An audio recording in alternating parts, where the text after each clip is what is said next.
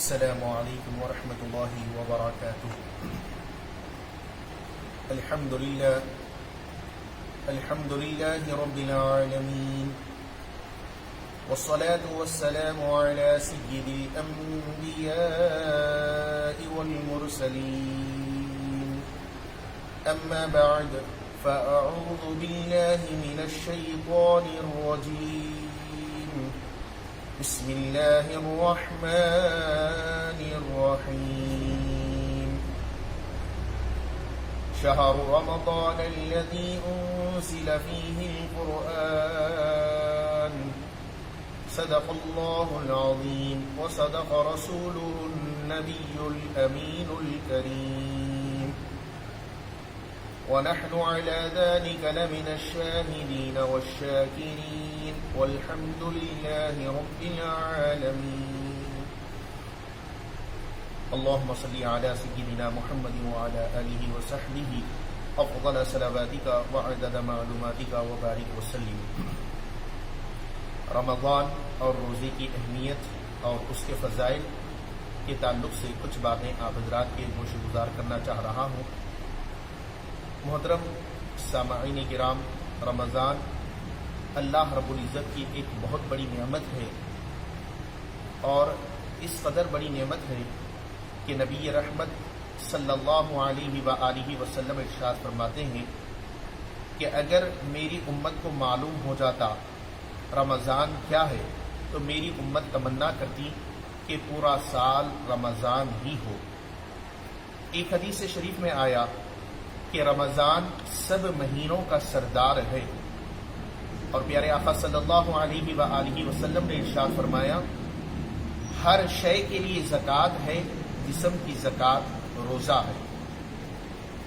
یہاں تک کہ پیارے آقا صلی اللہ علیہ وآلہ وسلم نے روزہ دار کی اس قدر فضیلت بیان فرمائی ہے کہ روزہ دار کا سونا بھی عبادت، خاموش رہنا بھی عبادت، تسبیح کرنا یہ تو عبادت ہے ہی، اور روزہ دار جو کچھ دعا کرے اللہ اس کی دعا کو قبول بھی فرما لیتا ہے.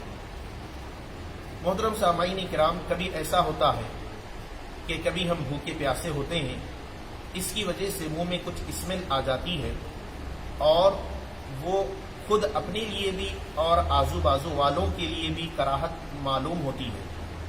لیکن جب روزہ دار بھوکا رہتا ہے، پیاسا رہتا ہے، تو اس کے منہ سے بھی کچھ اسمیل آتی ہے.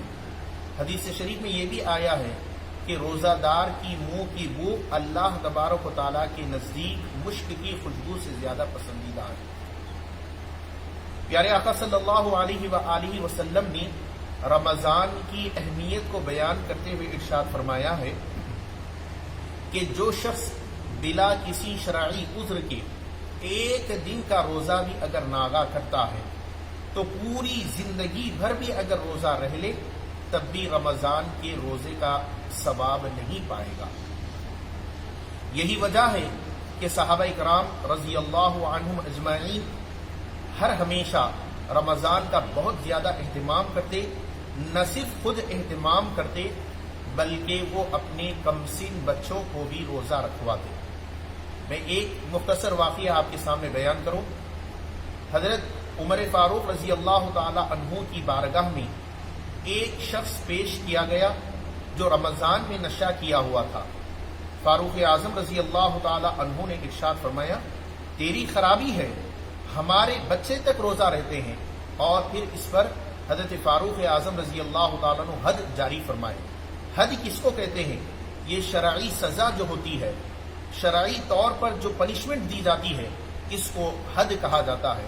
حضرت فاروق اعظم رضی اللہ تعالیٰ عنہ اس شراب پینے والے شخص کو رمضان کی حالت میں، رمضان میں جب آیا تو اس کو حد جاری فرما دیے. اس سے وہ ہمارے بھائی توجہ کریں اور غور فرمائیں کہ جو اچھے خاصے ہٹے کٹے ہوتے ہیں، تندرست و توانا ہوتے ہیں، چھوٹے چھوٹے بہانے بنا کر، کبھی تو سر درد کا بہانہ بنا کر، کبھی تو پیٹ کے درد کا بہانہ بنا کر، کبھی تو بخار کا بہانہ بنا کر، کبھی تو کسی اور چیز کا بہانہ بنا کر رمضان کے روزے چھوڑتے ہوئے نظر آتے ہیں. یہ سخت اور سخت معیوب عمل ہے، اور اس کی سزا آخرت میں بھگتنی پڑے گی. پیارے آقا صلی اللہ علیہ وسلم کی ایک حدیث شریف کا مفہوم میں آپ کے سامنے بیان کر رہا ہوں کہ جو روزہ چھوڑتے ہیں ان کو ٹخنوں کے بل الٹا لٹکایا جائے گا اور پھر ان کے جبڑوں کو چیرا جائے گا، ان کے منہ سے خون بہ رہا ہوگا۔ ایسی خوفناک سزا روزہ چھوڑنے والے کو دی جائے گی۔ لہذا یہاں روزہ چھوڑنا یہ بڑا ہمیں آسان معلوم ہو رہا ہے، لیکن جس دن ہماری موت واقع ہوگی، ملک الموت آئیں گے، ہماری روح لے کر کے چلے جائیں گے، اس کے بعد جو سزائیں ہوں گی اس وقت ہی پتہ چلے گا۔ لہٰذا ابھی وقت ہے، اس وقت کو غنیمت جان لینا چاہیے، جیسا کہ پیارے آقا صلی اللہ علیہ وسلم ارشاد فرمائے، موت آنے سے پہلے اپنی زندگی کو غنیمت جان لو، ابھی زندگی ہے۔ آپ ذرا قبرستان کی طرف غور کر کے دیکھیں کہ آج کئی لوگ قبرستان میں آرام کر رہے ہیں، وہاں اپنی خبروں میں جا چکے ہیں، وہ چاہ کر بھی روزہ نہیں رکھ سکتے، چاہ کر بھی وہ سحری کی برکتیں حاصل نہیں کر سکتے، چاہ کر بھی وہ افطار میں حاضر نہیں ہو سکتے، چاہ کر بھی وہ اپنے گھر میں نماز تراویح ادا نہیں کر سکتے۔ آپ اپنی زندگی کو غنیمت جانتے ہوئے کل وہ وقت آ جائے گا کہ اگلے سال ہو سکتا ہے کہ وہ اللہ نہ کرے ہو سکتا ہے کہ میں بھی، آپ ہی، میری زندگی اگر ختم ہو جائے، آپ کی زندگی اگر ختم ہو جائے، ہم بھی خبر میں چلے جائیں گے، پھر ایک روزہ، ایک سحری، ایک افطار کرنے کا بھی ہمیں موقع نہ ملے گا۔ اس موقع کو غنیمت جانتے ہوئے ضرور بضرور ہمیں چاہیے کہ روزہ رہنا چاہیے۔ یہاں پر جہاں میں اپنے بھائیوں کو کی کچھ باتیں بیان کر رہا ہوں، وہیں پر میں اپنی بہنوں کو بھی توجہ دلانا چاہتا ہوں کہ عموماً گھر میں بہت ساری خواتین روزوں کی طرف توجہ نہیں دیا کرتی۔ ہاں، عورت کو فطری طور پر کچھ مجبوریاں ہوتی ہیں جس کی وجہ سے مہینے میں کچھ روزے چھوڑنا پڑتا ہے۔ یقیناً شریعت اجازت دیتی ہے روزہ چھوڑنے کی، لیکن اس کا یہ مطلب نہیں ہے کہ روزے بالکل ہی چھوڑ دیے جائیں، بلکہ جب رمضان ختم ہو جائے تو پھر ان روزوں کی قضا کرنا ضروری ہے۔ اسی طریقے سے کون سا بھی موقع ہو، کسی بھی موقع پر ہو، چاہے وہ کسی بچے کے پیدائش کے موقع پر ہو یا کوئی اور موقع ہو، جس کی وجہ سے ہماری بہنیں اگر روزہ چھوڑ رہی ہیں تو پھر انہیں چاہیے کہ رمضان کے بعد ان روزوں کی قضا کرنا چاہیے۔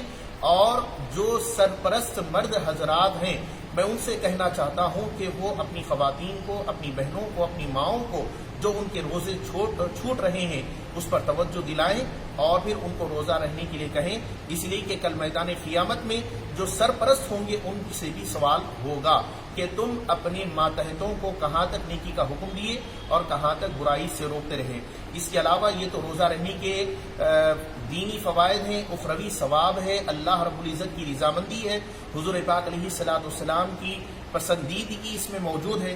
اس کے علاوہ بھی اگر ہم دیکھنا چاہیں تو روزے کے طبی فوائد بھی ہیں کہ روزے کی وجہ سے ہاضمے کا درست ہونا، طبیعت کا چست و چاق ہونا اور اسی طریقے سے بھوک کا اچھی طریقے سے لگنا، اس کا احساس عموماً رمضان کے بعد ہوگا، اور یہ تو طبی فوائد ہیں۔ اس کے علاوہ روزے کے اخلاقی فوائد بھی یہ ہیں کہ جب آدمی روزہ رہتا ہے تو اس کی خواہشیں پھیکی پڑ جاتی ہیں، وہ گناہوں کی طرف مائل نہیں ہوتا، وہ اسی طریقے سے حرام کاموں کی طرف مائل نہیں ہوتا، بدنگاہی کی طرف مائل نہیں ہوتا، اسی طریقے سے وہ غیر ضروری کام کرنے کی طرف مائل نہیں ہوتا۔ تو روزے کے اخلاقی فوائد بھی ہیں، طبی فوائد بھی ہیں، اخروی ثواب بھی ہے۔ ان کو مد نظر رکھتے ہوئے رمضان کا پورا اہتمام کرنا چاہیے۔ کسی وجہ سے اگر روزہ نہ رکھ سک رہے ہوں تو پھر وہ رمضان کے احترام میں روزہ داروں کے سامنے کھاتے پیتے نہ رہیں۔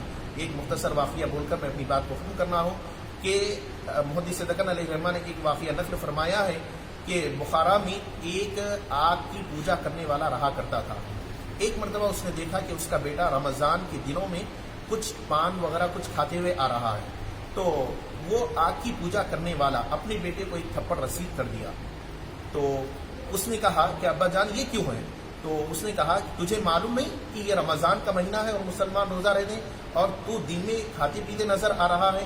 تو یہ اس کے بیٹے کو سزا دینا اللہ کو اتنا پسند آ گیا کہ انتقال سے پہلے اللہ نے اس کو ایمان کی دولت عطا فرما دیا۔ اس کے مرنے کے بعد کسی نے خواب میں اس کو دیکھا کہ وہ جنت میں ٹہل رہا ہے، الحمدللہ۔ تو لہٰذا اس واقعے کو بھی مد نظر رکھیں، رمضان کا احترام بجا لائیں۔ اللہ رب العزت سے دعا ہے اللہ مجھ کو اور آپ کو عمل خیر کی توفیق عطا